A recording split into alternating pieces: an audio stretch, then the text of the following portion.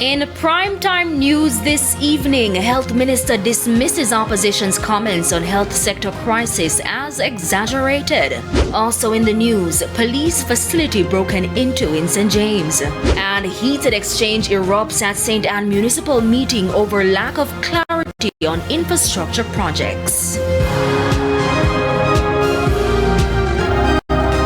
Good evening and welcome to Primetime News. A special welcome to our viewers on TVJ International in the Cayman Islands and online at onespotmedia.com. I'm Shamela Pullen.